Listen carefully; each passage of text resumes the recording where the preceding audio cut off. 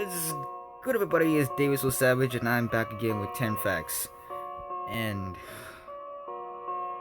this is about to destroy my cartoon fantasy. Yeah. But look, I'm not too deep into cartoons. I'm about the anime fan. I'm an anime nigga, so let's get to watching. So,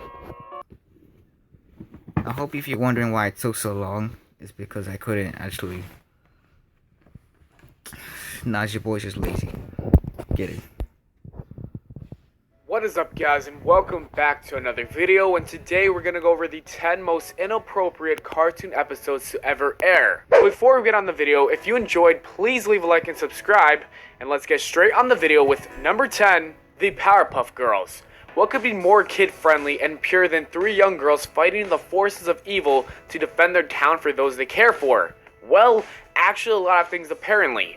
The show is no stranger to adult jokes, such as the time a character seems to get a bit too excited about his assistant inserting a pencil in.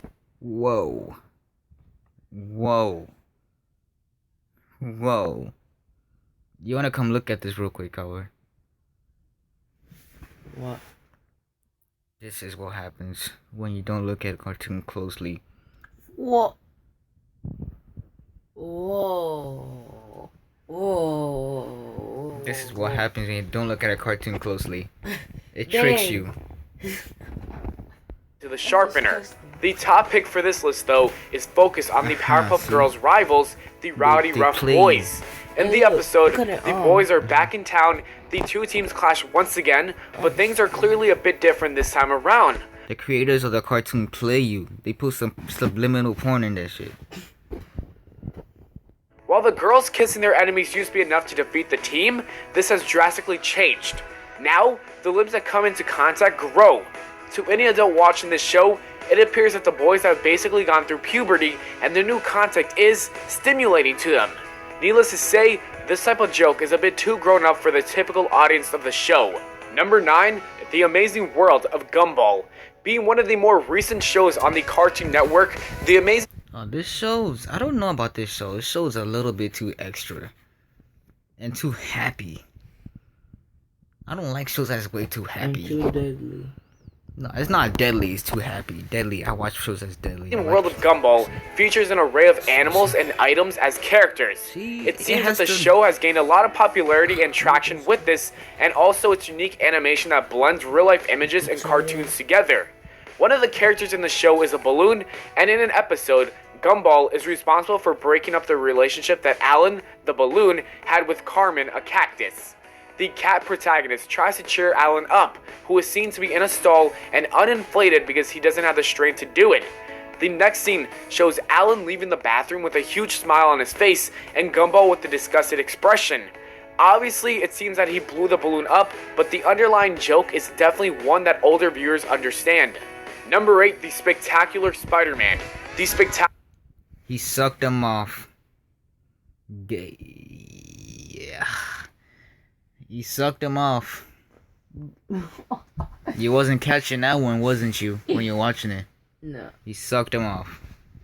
Spectacular Spider-Man has been highly praised and loved due to the fact that it strongly sticks to the source material while still providing entertaining, witty, and action-packed animations. The show's writers...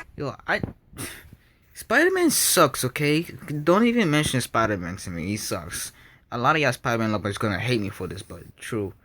If you ain't with me in this, Spider-Man do suck. You don't know why. Spider-Man's trash, I'm sorry.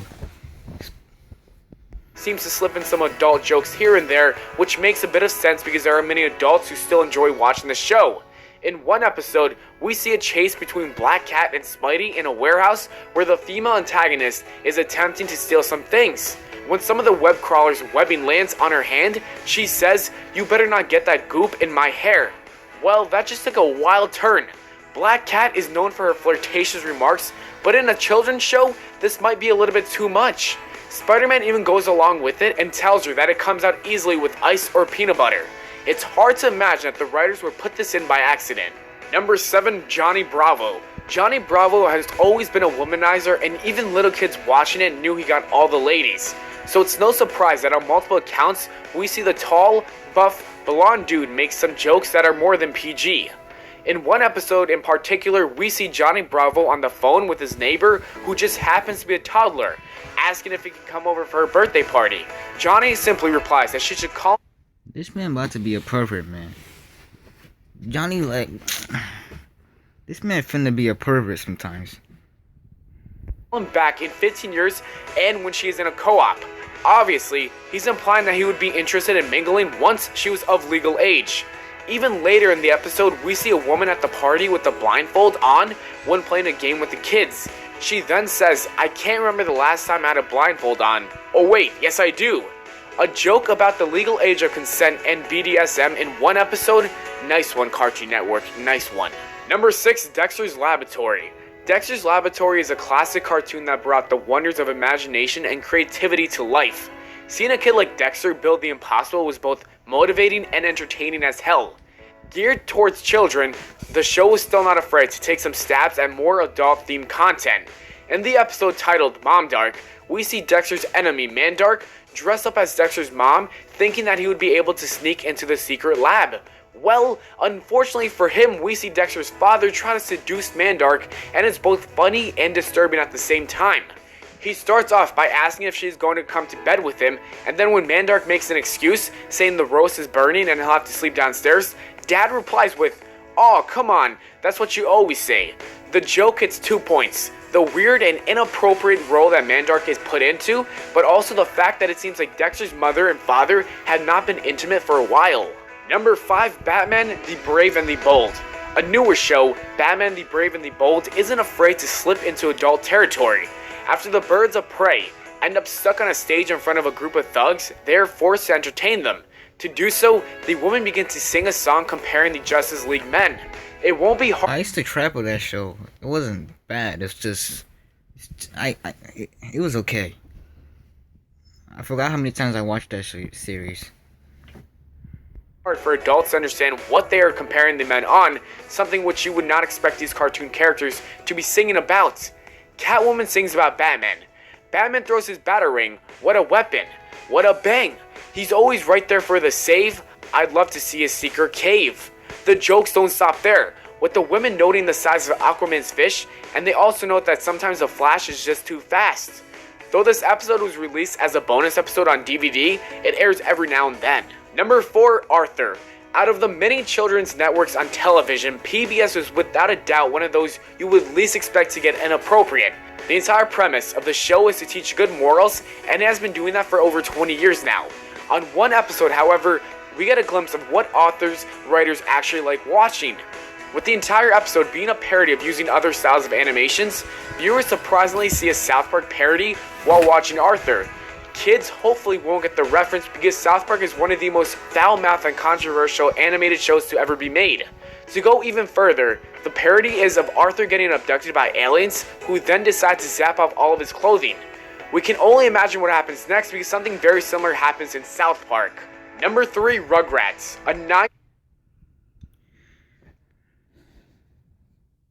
My childhood is actually getting annihilated. Half of this is basically what I watch, and it's actually getting erased. And it's getting replaced with manga series. Immediately. Maybe manga is a little bit more direct. They got hentais with that shit, but really, it's actually more, it's less subliminally than you know. Classic, this show about toddlers is more inappropriate than you would originally think. The movie in particular features a scene with the 2 babies. "Man, they cut my cord," says the girl, with the boy responded, "Consider yourself lucky."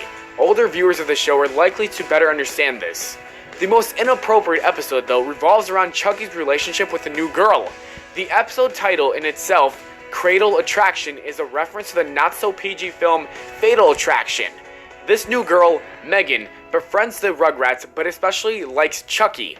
The plot of the episode is basically Megan and Chucky starting a relationship after Megan constantly pokes Chucky. Tensions grow when Megan begins to go on and start poking other boys on the playground. Number 2, Special Agent Oso. Along with PBS, Disney Junior is yet again another one of those children's networks where you would least expect a very dirty joke.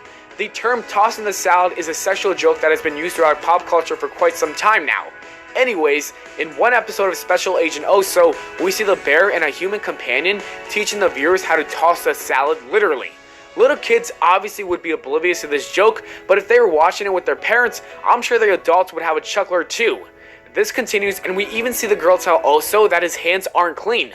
Once they start preparing the salad, the writers go even as far as having the little girl say, "Here, I've seen mommy do it, it's like this." And number 1, Ed, Ed, and Eddie. Ed, Ed, and Eddie has always been one of the more adult kid shows of its time, with more mature jokes being frequently thrown in. Most of the jokes come from Eddie, which tends to be far more crude than the clean-cut Double D. Such content ranges from a joke about a snow job and snapping surgical gloves to give the impression of a certain particular medical procedure, all of which are a nod to the more adult audiences of the show.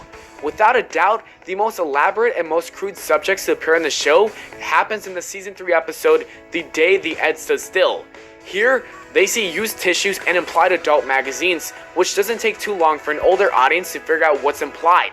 As always, thanks for watching. We hope you all enjoyed. If you did, don't forget to leave a like and subscribe for more. Make sure to follow me on Twitter at Valenplana, and I'll see you all later.